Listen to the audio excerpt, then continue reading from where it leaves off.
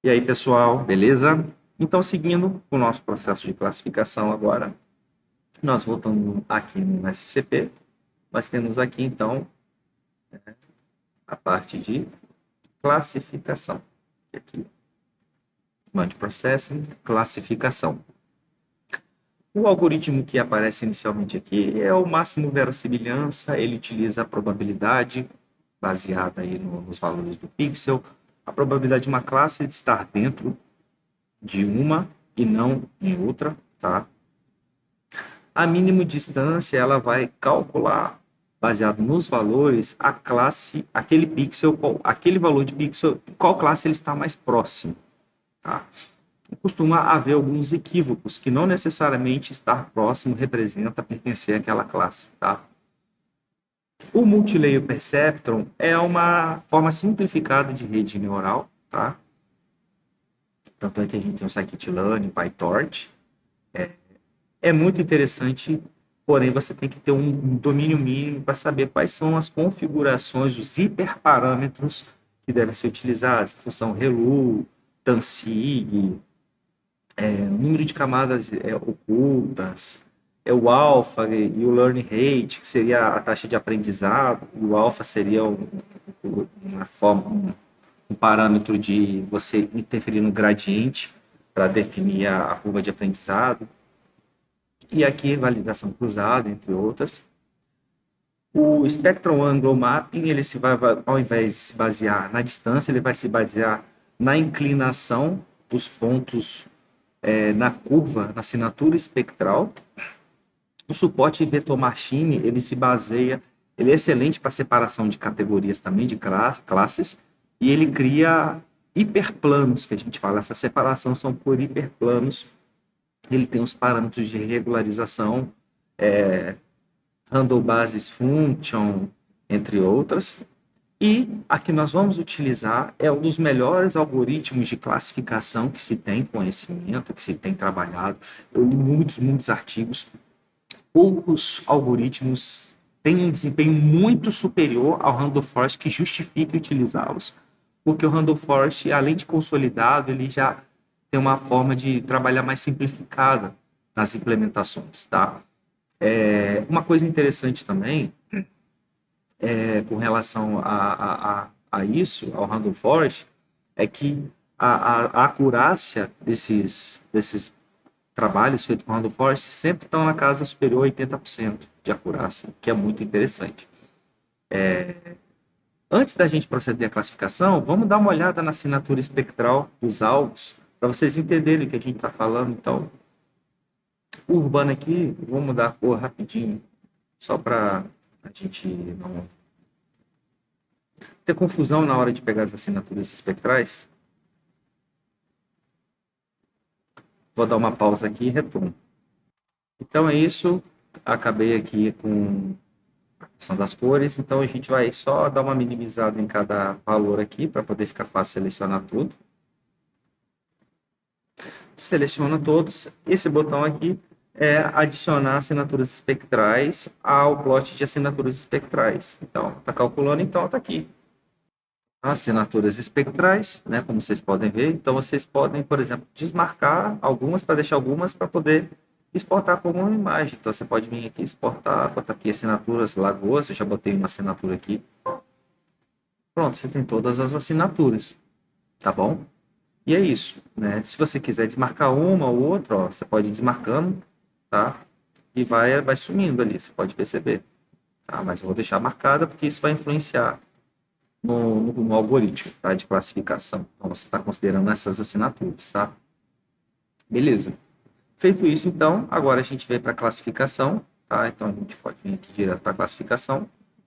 No caso aqui, nós temos a Random Forest, que ela tem se mostrado aí para classificação um dos melhores algoritmos que a gente tem, pouco supera o Random Forest e muitas vezes não justifica, porque o desempenho não é tão superior em face, às vezes, da complexidade ou da dificuldade de implementação. Tá? Então, nós vamos trabalhar com Random Forest, a gente vai deixar 100 árvores, o mínimo de split é 2, e o Max Features ele vai calcular. Quando você não tem informação, aqui ele fala.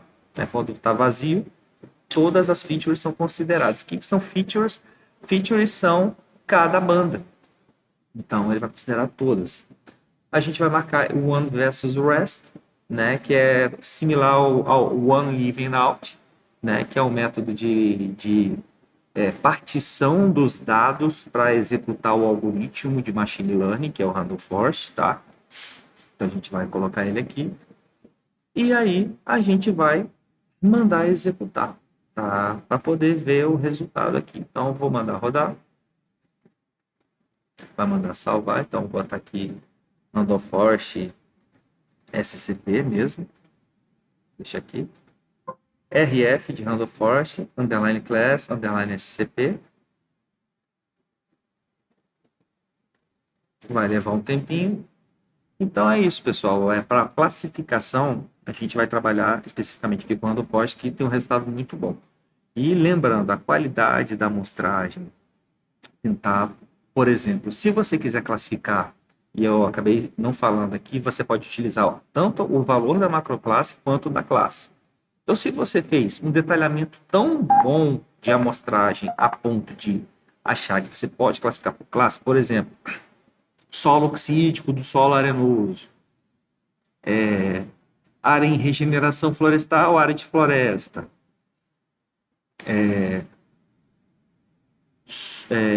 pastagem e lavoura, uma cultura permanente.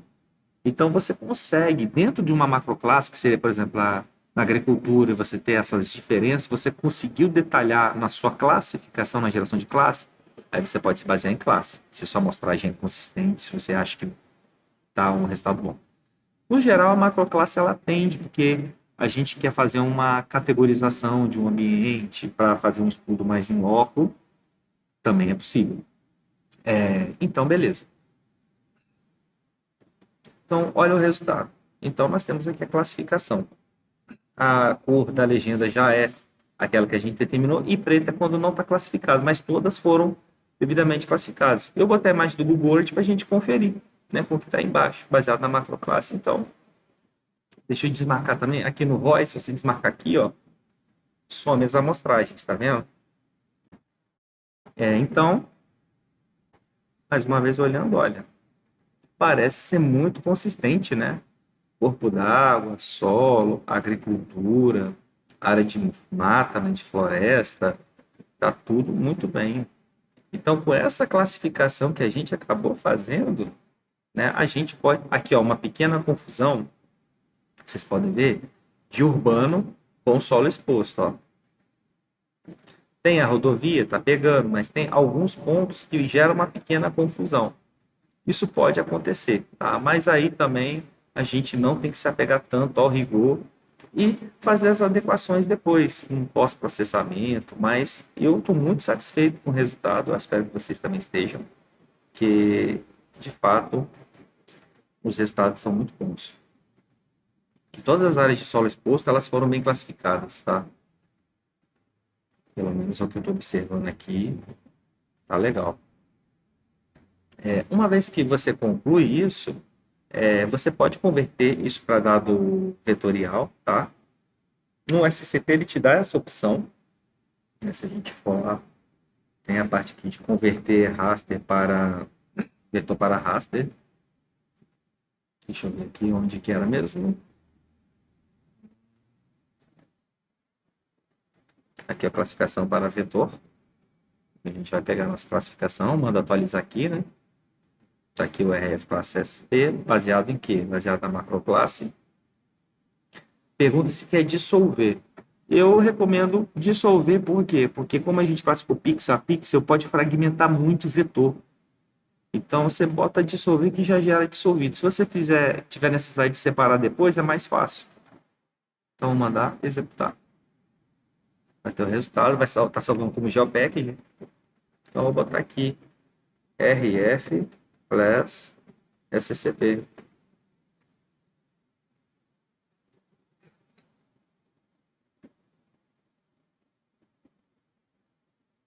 Está rodando, procedimento, já está fazendo e dissolvendo. Vamos ver aqui, parece que concluiu. Então está aqui o nossa camada vetorizada. Ah, professor, está muito estranho. Vamos olhar a tabela de atributos aqui, ó. Está com aqueles valores de macroclasse. O EPN seria o valor. Como a gente sabe o que é o valor de cada macroclasse, e olha o detalhe, mandou dissolver, mas não dissolveu 100%, tá vendo?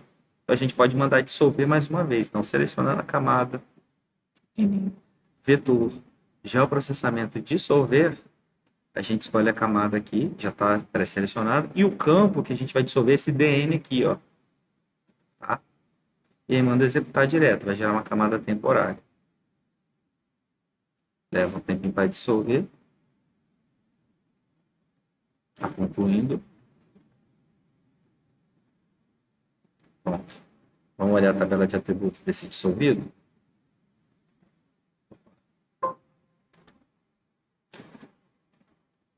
Então, tá aqui, ó. Agora está assim, está plenamente dissolvido. A gente já sabe o valor das classes, né? Que tem aqui, ó, urbano. Então a gente pode criar uma nova coluna. E aí sim, a gente pode criar uma nova coluna. Então a gente vem aqui nessa função aqui, que é novo campo. Vou botar a classe. A classe vai ser um string, né? Tipo texto, vou botar complemento de 20, só para garantir mesmo. E aqui eu vou dar um nome. Então, o 5 aqui, ó, olhando, é o nosso urbano. O 4, agricultura. 3, solo. 2, água. E 1, floresta. Beleza. Agora, a gente só manda. A gente pode salvar, pode remover essa camada aqui, ó. Salva, sai do modo de edição, exporta ela, guarda ela, né? Então, cadê o nosso RF? SCP. Vou botar aqui. RF classes SCP. Beleza. Você remover essa camada.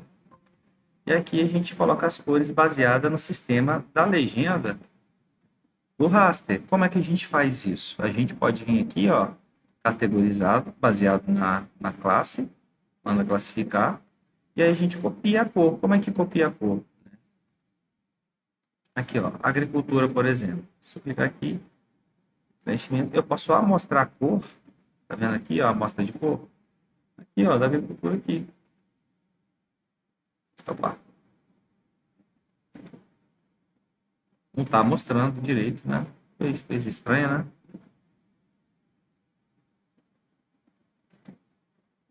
Não tá mostrando. Enfim, a gente coloca a cor, já está previamente salva aqui, que eu estava brincando com essas cores. Água, floresta,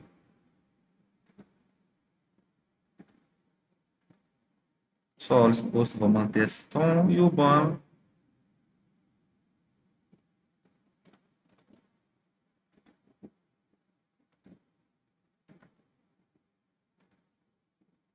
Beleza.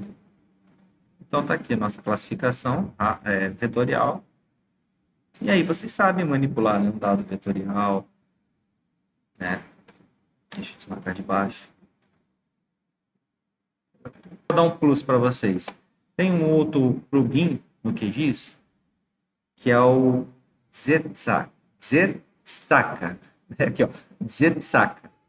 Ele é muito interessante. Então, vocês podem vir aqui em gerenciar e instalar complementos. Procura por esse nome mesmo, tá? Zetsaka. E instala. Uma vez instalado, ele vai ter essa interface aqui, ó. Cadê? Complementos. Aqui, ó. Settings. Bota random forest, sufixo classe, beleza? Providers padrão mesmo, tudo certinho, tá?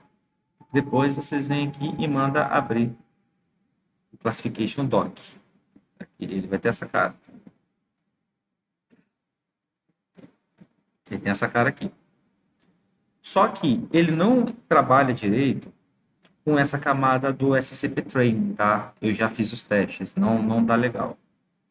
não dá bom, né? Então, o que que a gente vai fazer, né, para poder resolver essa questão? Opa.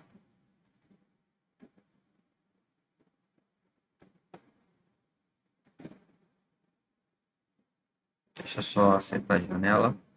Então, o que que a gente vai fazer? No nosso SCP, se a gente abrir aqui, a janela adicional, nós temos aqui, no Basic Tools, nós temos exportar assinatura, tá vendo? Então, a gente vai mandar exportar. Exportar como SCPX, quer exportar como GeoPackage? Vamos botar como GeoPackage.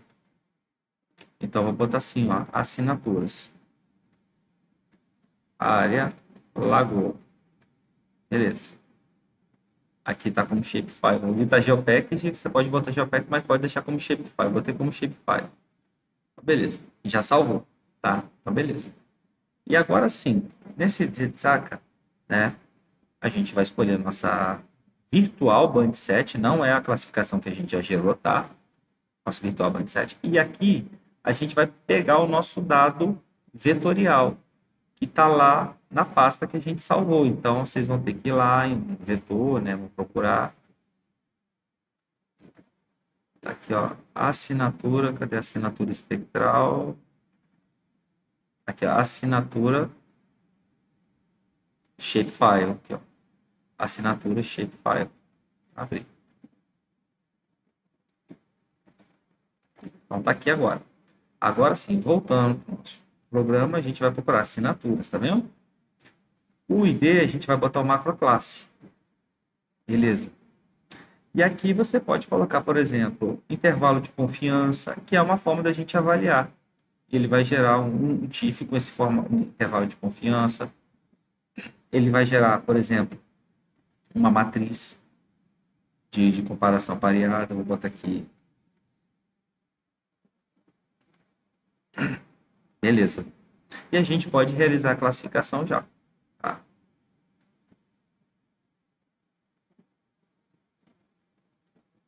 Ele executa bem rápido o processo de classificação e ele, assim, ele é muito bom também. Ele gera resultados bem bacanas.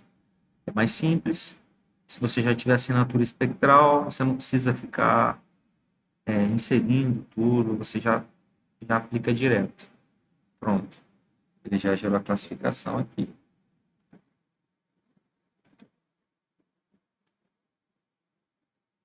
Baseada nos valores. Muito parecido com o que foi gerado no SCP. Se eu copiar o estilo aqui, né? E mandar colar aqui, nós temos aqui nossos resultados também bem parecidos, né? Opa!